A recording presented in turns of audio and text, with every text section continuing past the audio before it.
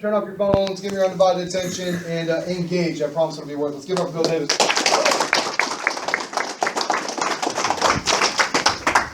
What's happening? How you guys doing? Very good. Yeah. Good. I'm Bill Davis. Hey, Carrie, good to see you. How you doing? I got some texts from her today. I said, she's excited. I said, I have no idea what I'm going to talk about. What should I talk about? And so she started naming like 10 of my talks I've done before. She remembered all of them. So that was pretty cool, right? Yeah. I asked Pat what we should talk about, and he said, I need to keep it. He said, Jasmine was going to be here, so I need to keep it very simple. So we're going to dumb things down a little bit today for you. Okay? Oh, you know I love you. He didn't say that. But we did have a good, I came in the other day, and it was kind of a different talk than what I usually do.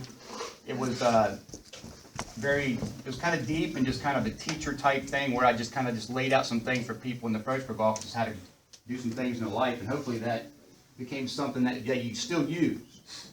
Because I can dump information on you, and you get enough information thrown at you, don't you? You get enough people, like you go to church, you go here, and they just throw some information at you, and people throw you answers, and you get enough of that. So I'm not here to give you any answers. I'm not here to fix you. I am perfectly aware that you are capable, successful people. Thank you. I am not better than you. I am not worse than you, that we are going through life together, and what I'm going to do is, in this moment in time, the present moment that we're in, because the present moment's all that we got. He was talking about when the day goes by fast. Let me tell you why that day went by fast to you, is because in that moment in your life you were engaged. You were engaged in your life. And when you're engaged in your life, it means most likely that you're being productive. And when you're productive in your life, it means you're actually living. If I'm not engaged in my life, what are you thinking about when you're not engaged in your life? You're thinking about everywhere except for where you are. Mm-hmm. And most of us spend most of our time there. Yes, we do, or no, we don't? Yep. Yes, we do. We all do. I have to remind myself constantly. I have a reminder that pops up on my phone every single morning that says, what is your version of normal?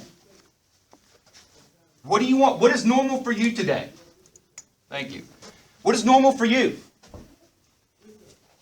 I gave you guys that last time. I hope you guys took some of that every day and you woke up and you changed what your normal is. So there's a normal you that you live through every day. There's things that happen to you in your life, and that's normal.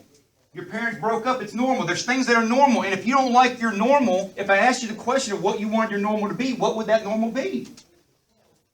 And how much time do you spend thinking about, not wishing for it, but saying, this is now normal for me? It's normal that I go out and close sales. It's normal when I come in the office that everyone is happy to see me. It's just normal. That's a good normal. But some of us, if you listen, when I hear, that all sounds like common sense, but when I hear people talk, they tell me what their normal is all the time. So there's a lot of little simple things that we know, right? We know simple little quotes, and it all makes sense. How change takes place on the inside first. Yeah, we spend all of our time trying to change the people on the outside of us. We change jobs, we change careers, we change our crews, we change managers, we change spouses, we change everything around us as if all that's the problem. We'll change where we live. And you know that that inside you is what changes everything on the outside of you, but I guarantee you this, if I step into your life and talk to you, you're spending the majority of your time trying to change everything on the outside of you. As if that takes less energy than looking inside myself and changing who I am, which will then change everything around me. There's people that need to leave you. When you change you, they'll leave. They'll either change with you or they'll leave. There's relationships in your life that you're stressed over. You're stressed about these things, and you spend most of your time worrying about other things, other people, how they treat you with this. You spend all your time thinking about this, and what you want to do is control that. As opposed to going, I'm going to change me. Those people will run from you. They don't want to be around you. That's simple. And I guarantee you, before I walked in here, every last one of you would say, I know that. I know that. I know that. I know that if I change me, things change. You don't know it because you don't do it. You do what you know. You do what you know. I hear this come out of people's mouths, including myself. This comes out of my mouth, and I do something totally opposite. What do I really know? Oh, this is a head knowledge thing. I know some stuff up here, but I don't know it because I'm not living it. It's like memorizing the script to knock on doors. You know the script. That don't mean you know how to sell. It doesn't mean you know how to take it and make it your own. It doesn't mean you know how to relate to people. There's no magic line in there. What are you doing? I'll end with that. I'm not going to go there now. Come on. In life, and just piggyback, I thought about him for a second. In life, you're either prepared, and you're living from a place in your life of being prepared, or you're living from a place in life of being desperate. See, we get really comfortable. I'm not going to get into being comfortable on the van and comfortable doing nothing throughout the day. That's his job. I'm talking about your life. Because I don't want to compartmentalize your life and change what you do on the van. I'm talking about your everyday being in life. Most people put on a few pounds. And it's not until they get really desperate and they put on about 50 pounds they start talking about the fact they need to lose some weight. So you're either prepared or you're desperate. You go through, you got 4 weeks in a month. Oh, I do it next week, and then here come the bills, and now you're desperate. So you're living prepared in life, or you're living desperate all the time. In your relationships with people, you're either constantly pouring into them, there's maintenance going on, or you're living desperate, trying to hold it all together. That's your life. That's my life. That's the majority. Just turn on the news and you see people living desperate constantly. No one's prepared. Everything I'm going to talk about right now is I'm not telling you this as if this is fact, by the way. I don't even know if it's true. I don't even know if I believe it. But what I am trying to do here, by the way, anyone in your life who wants to give you an answer, run. I don't care if it's your mother, your father, your pastor, I don't care what it is. If they go, this is the answer to that, run from them. Because when someone gives you an answer, I find this, that it doesn't really mean anything unless you came up with the answer on your own. That's when it changes you. And people give you answers as if. What I'm going to do instead of is I'm just opening up the possibility of. So everything I'm saying, let's go, it's a possibility. It could be true. The rest is up to you to determine if it's for you or not. It may be true, it may not. I may change my mind next month. But how about we just say that right now, what you think you know ain't working for you, not in every facet of your life, and that for the possibility of a new normal, what would that look like? And the possibility that what I'm saying just, it possibly may be true. But I won't try to change your beliefs in that. I talk so much here, and I talk about inspiration, how inspiration comes from inside of you. That's the change. That what is it in you that inspires you to be? How motivation comes from the outside, and motivation doesn't last. So if I come in here and try to motivate you, it will hit you, but it won't stick. It won't last because it really, every answer that I'm going to give you or not give you today, you already know. I'm well aware of that. They say a good teacher doesn't try to put something into you, they just try to pull what's out. It's already in there, you're just yanking it out. I'm not beating you over the head, I'm just telling you a bunch of stuff that you already know. There's a big difference between motivating or inspiring. We realize the simple things. How real transformation comes from the inside and changes us and changes who we are and the people that are around us. It sounds good and simple. Most of us would never admit that we are scared of change. If I said, man, some people are scared of change, resistant to transformation. I call it transformation because I don't really like the word change a whole lot. I said that here one time. I took up a piece of paper and it was full, and I crumbled the piece of paper up and I threw it on the ground and said, that's change. It's still in the friggin' room. It ain't gone nowhere. I might change where it shows up now in my life, but it's still here. Transformation is me letting go of that. The paper's gone. Right now, there's some of you that have never heard or listened to me run my mouth before, and you're trying to determine if I'm a good speaker or not.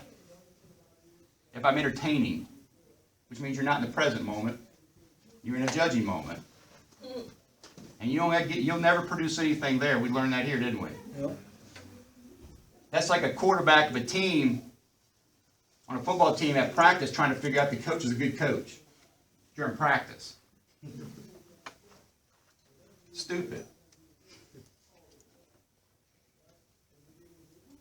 We've talked about some pretty heavy things here and some life-transforming things that if we could apply them, this is just over the time that I've been here. I know not all of you have heard them, but I can't get in everything. But I'm going to keep it simple today. Last time I was here with everyone, I talked about relationships and relating. How many people hear about the relationships and relating? George, I know you were here, buddy. Right? And who you are. Who are you that life is what it is?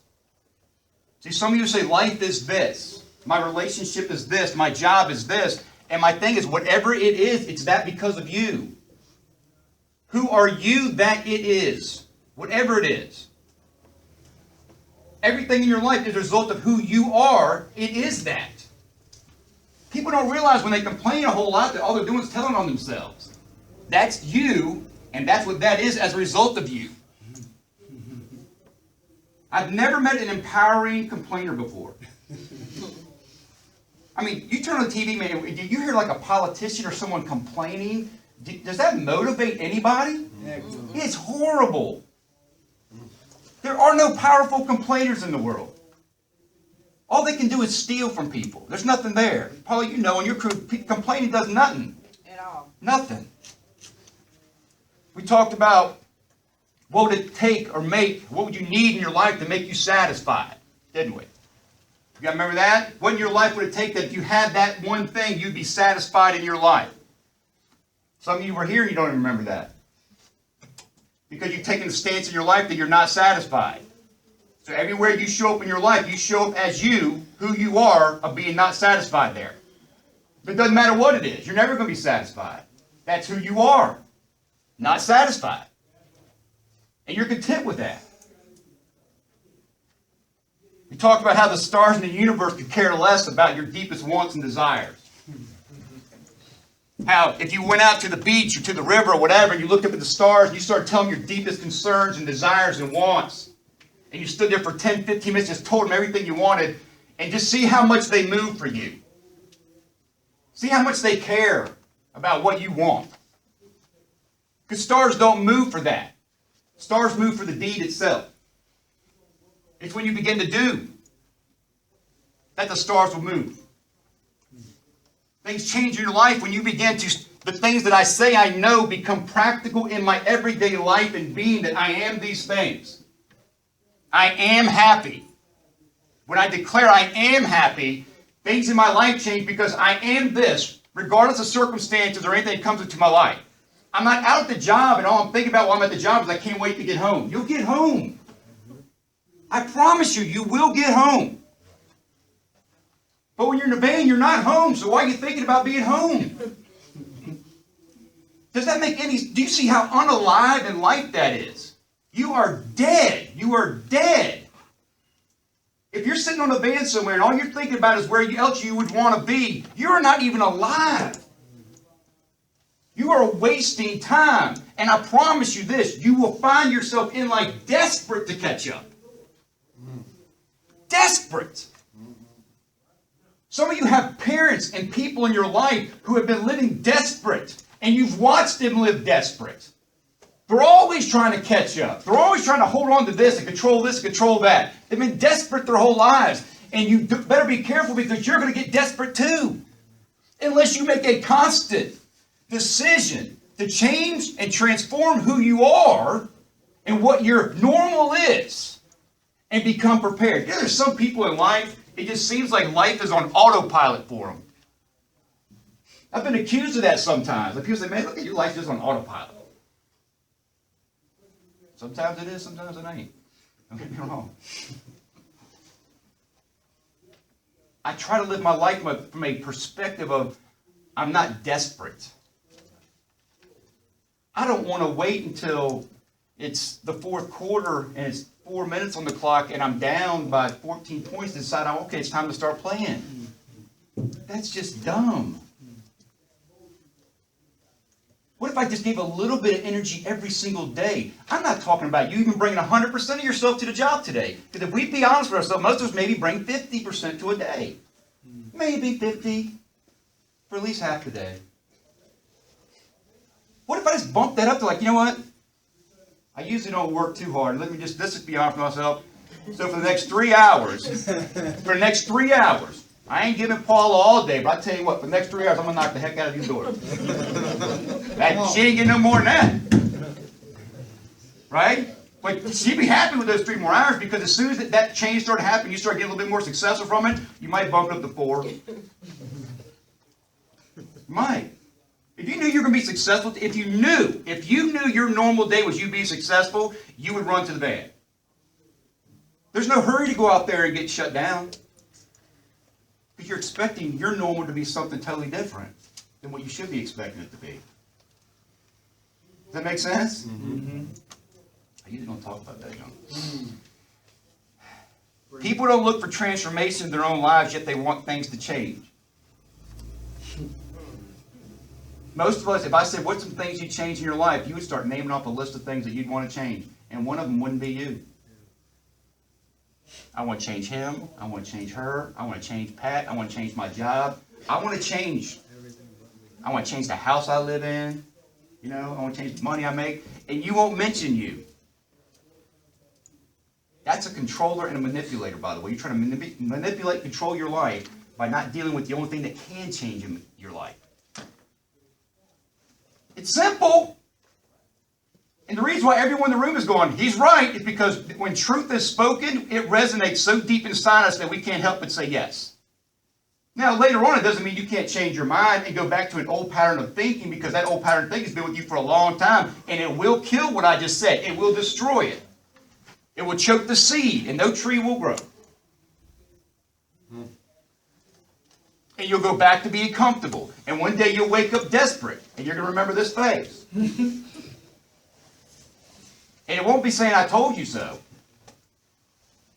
I'd still look at you and say, well, it's not too late.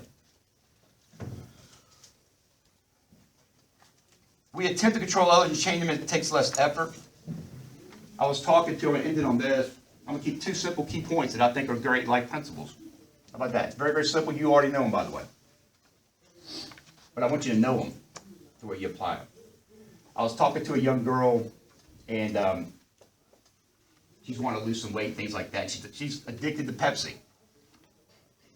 Like some people can't go through life without Pepsi. Like she walks out of a habit. She walks into convenience stores, she gets Pepsi. She knows they're horrible for her. She knows they dull her skin. She knows they put on extra weight. She knows they make them feel bloated. She knows all these things, yet she wants the Pepsi. And she goes, it's just so hard for me to say no to. Some of you guys got some habits that's so hard to say no to. Mm-hmm. And I would ask you why. You said, because it just feels so good. It just calms me down for a second. It just feels really good. But I looked at her and said, what do you love about the Pepsi? I love the way it tastes. I love the way it burns in my throat. I love the way it makes me feel. I said, you're concentrating on the wrong thing that you're saying no to. I said, if you stop drinking Pepsi, what are you really saying no to? Because it ain't Pepsi. If you say no to eating bad food, you say no to those things, are you really saying no to, but I love the way it tastes and I love the way it is? You think you're missing something. But what you're really saying no to is, it makes me fat. It makes me feel lethargic. It makes me feel empty. All the bad things. I said, that's what you need to be concentrating on. That's what you're saying no to. When you go out here and work and you do your job and you prepare for your life as opposed to living desperate, you're saying no to being desperate. You're saying no to worry and anxiety and always feeling like you're behind, you can never catch up. That's what you're saying no to. You got to switch that around. Because when you say no to things, there's other things in your life that you get to say yes to. And she's like, I never thought about that. I said, okay, great. So now we know what we're saying no to. I said, now what are we saying yes to? She goes, I'm saying yes to just having more energy, to feeling better about myself, to more self-confidence, to being in better shape, to all these things. I'm saying yes to a better life and a better habit. See, your level of maturity in life Your level of maturity is really very, very simple. It comes down to what you say no to and what you say yes to, and how you handle people saying no to you. Some people, you say no to them, they freak out like a little 3-year-old. They still can't handle no. In your life, you have to look at the things in your life that you need to let go of. It's not about you saying yes to getting, this is how you look at it. All right, I'll say yes to getting up earlier, getting to the office and getting prepared earlier. I'll say yes to that. That's not what you're saying yes to. You're saying yes to coming in the office and not being desperate, not running around like everybody else, fighting for time, all that anxiety you get and just waiting for stuff. And you're saying no to all that junk, and you're saying yes to just being simply prepared, being ready, being successful. Pretty easy. Think about what you're saying no to really. It ain't the thing. It's never about the thing. The thing is always about everything. It's not about the thing. That's not what you're saying no to.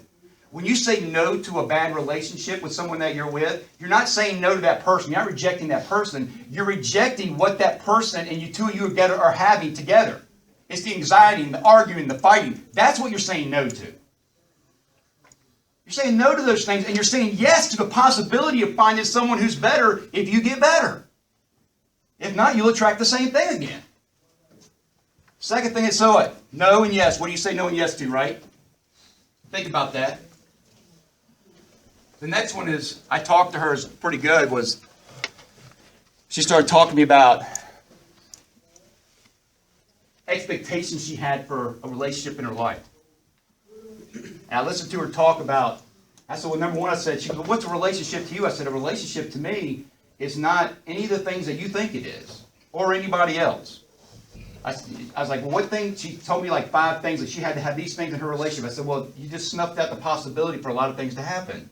They're all good qualities, but she put a lid on the love in her life because they have to live up to those expectations that she set.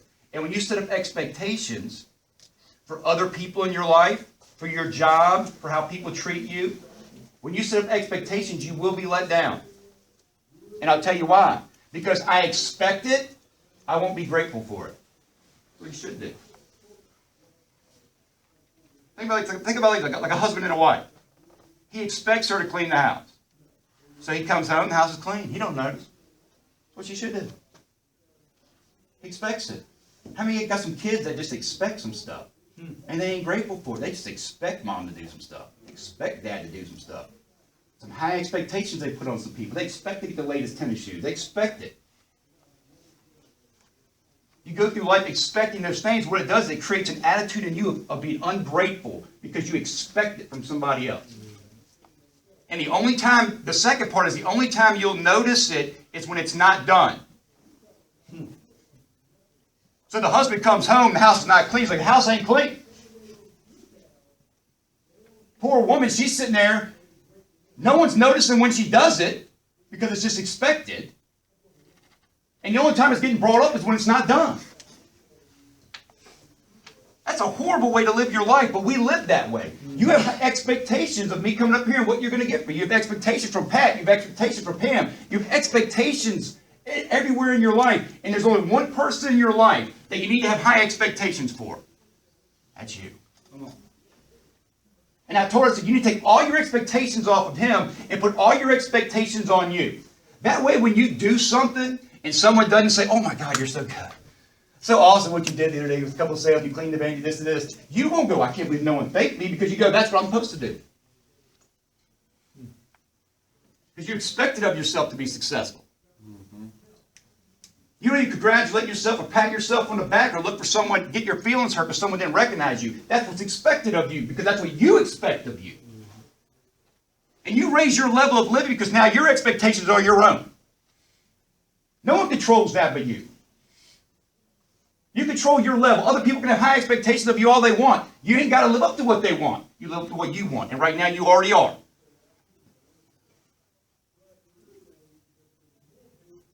Expect something in your life. Then what happens is when you don't do it, there's only one place to look in the mirror. As opposed to getting mad at someone else because the fact it ain't done, high expectation says that that's what you're supposed to do. Second part is what? If it ain't done, you did it.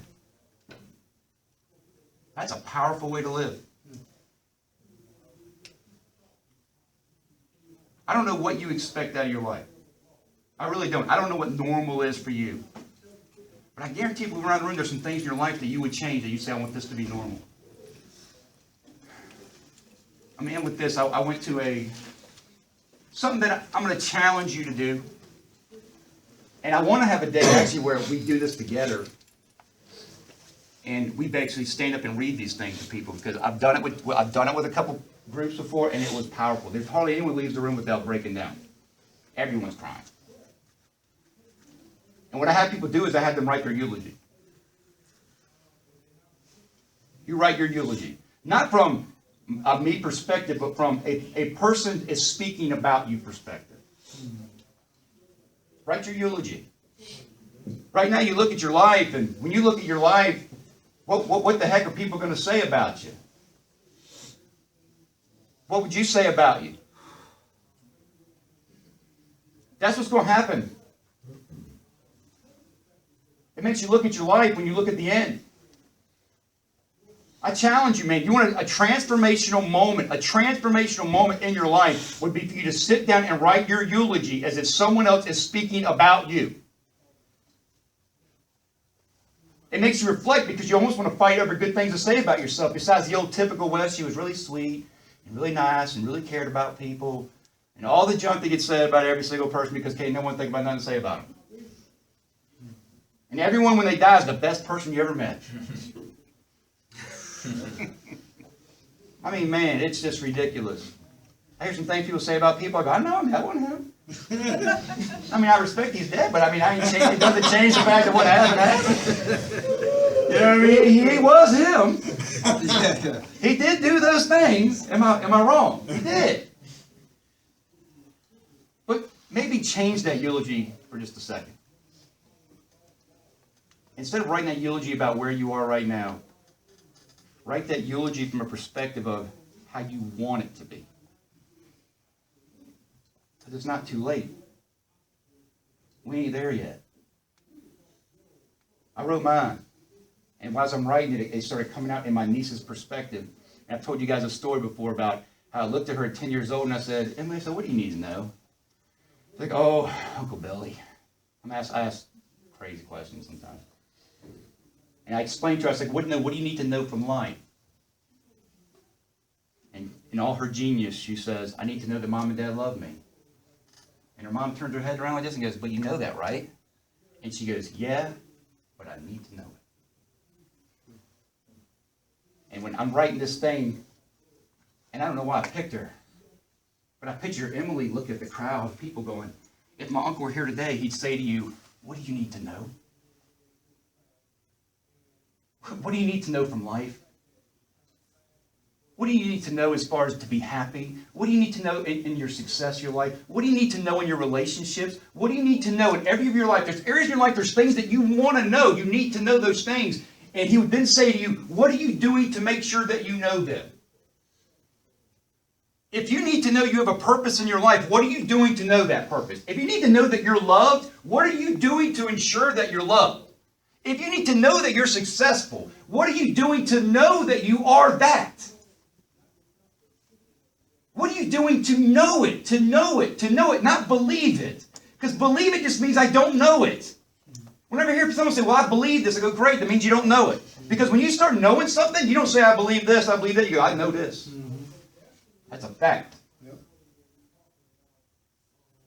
There's some things in your life, I'm challenging you right now. This is a transformational point in your life, I promise you. It's a dot on one of those yearly things, a dot right in the middle of a transformational moment where if you'll get intentional with your life and you'll get prepared with your life and you'll get urgent with your life and take a look from the end of who it is and how you want to be seen, and then look at yourself and say, that ain't equaling up to how I want to be remembered. That's not equaling up to the things I want to do in my life. That's going to let you have a good look at yourself and say, well, what needs to change? What needs to be transformed? What needs to be let go of? What needs to happen in my life? What? See, we want things to change, don't we? We want them, and I'm telling you how. It's you, it's you, it's you, it's you. You will change this. You will. You are. You have.